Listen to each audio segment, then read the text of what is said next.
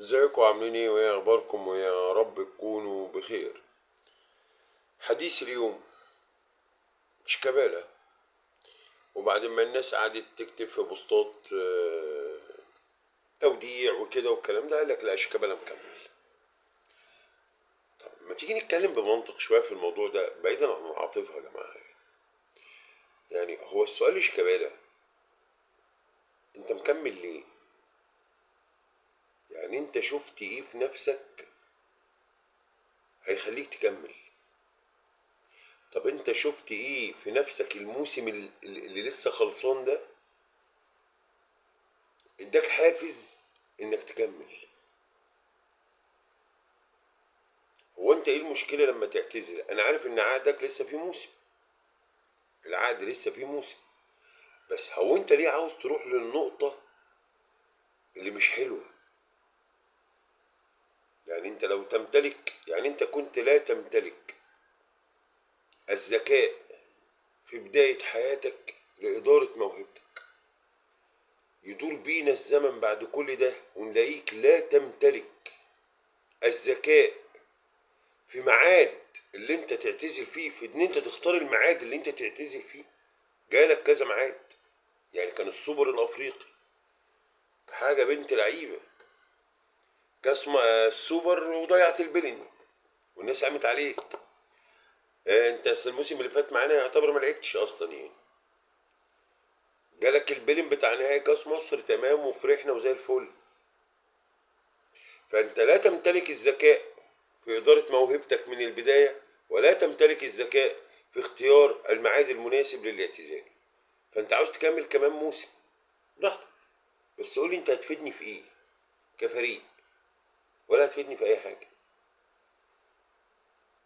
انت في ماتش نهائي كاس مصر الشويه اللي نزلت فيهم قبل البلين انت مش قادر تجري، ما عادش خلاص، مش بالعافيه. وهذا لا يمنع ان احنا بنحبك وبنقدرك، ومن احلى حواديت نادي الزمالك شيكابالا. يعني ما حد يقدر يتكلم عن شيكابالا؟ مفيش زملكاوي ما بيحبش شيكابالا. بس النهارده مش بنتكلم في حب وكره حضرتك يعني.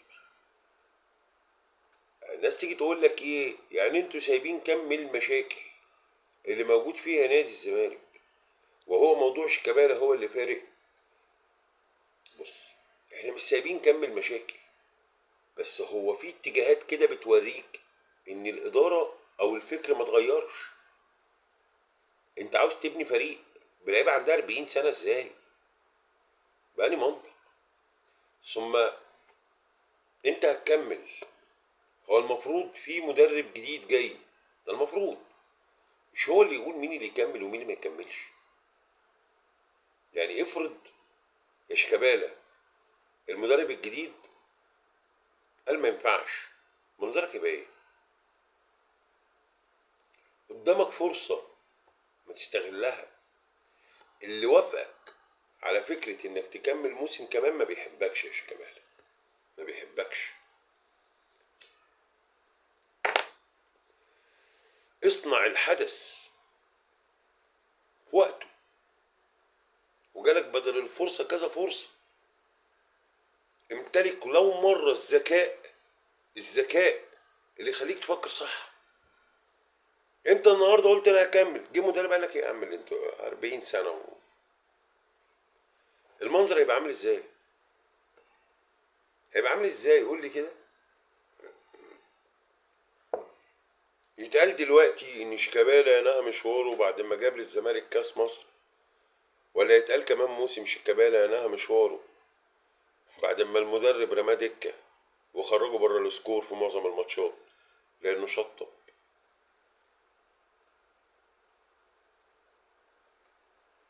ثم ايه مشكلة الاعتزال مع الجمهور؟ ما حازم امام اعتزل وعبد الحليم اعتزل ومحمد عبد الشافي نفسه اعتزل. ايه الضجة اللي معمولة؟ ومحدش يحاول ياخدني في فكرة ايه، يعني انتوا سايبين المشاكل احنا مش سايبين حاجة، احنا بنتكلم في كل حاجة. ما هي كلها مشاكل رابطة بعضيها. لما يكون لعيب عاوز يعتزل ولجنة التخطيط تقول له لا وانت هتكمل معانا موسم، شفتي ايه فيها لجنة التخطيط يا اللي قلت له لا؟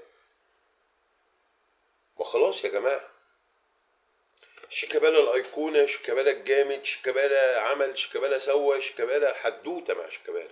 احنا عشنا حدوته مع شيكابالا من اول ما طلع. بس خلاص بقى، لو عاوز تبني فريق بجد، انت كده مش عاوز تبني فريق. عشان انا مش هقول لك اللي هيبوظ بنا الفريق ان شيكابالا يكمل، لا، اللي يبوظ بنا الفريق ان يبقى لسه العاطفه ماسكاك في اتخاذ اي قرار.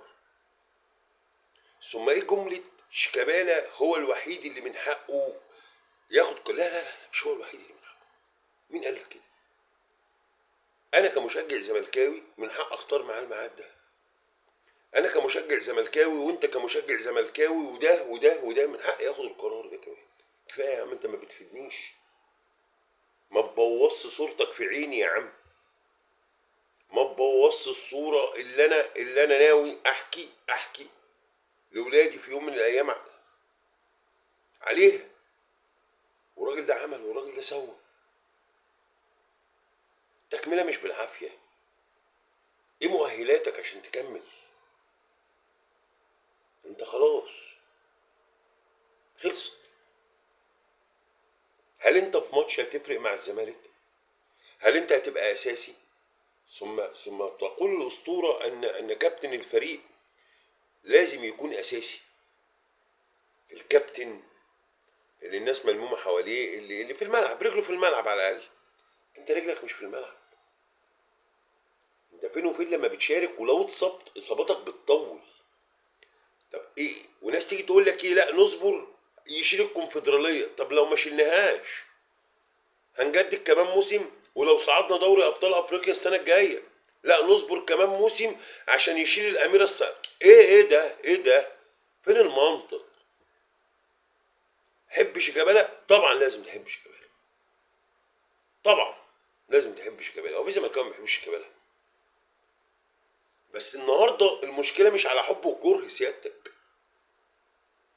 المشكله ان انا زملكاوي عاوز الفرقه تتبني، مش هتتبني بشيكابالا، مش هتتبني خلاص بعبد الله السعيد. الف شكر للاتنين، الف مليون شكر. حتى كنت بقول لك قبل كده طارق حامد نرجعه، مش هتبني برضه بطارق حامد يا سيدي. يعني انا عاوز ادخل بقى ايه، سن صغير، عاوز ابني.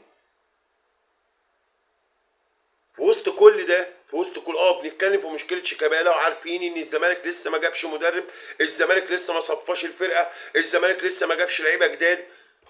وفي وسط ده كله خناقه على موضوع شيكابالا. قشطه يا عم، انت دخلتني الخناقه، انا داخل معاك الخناقه يا عم.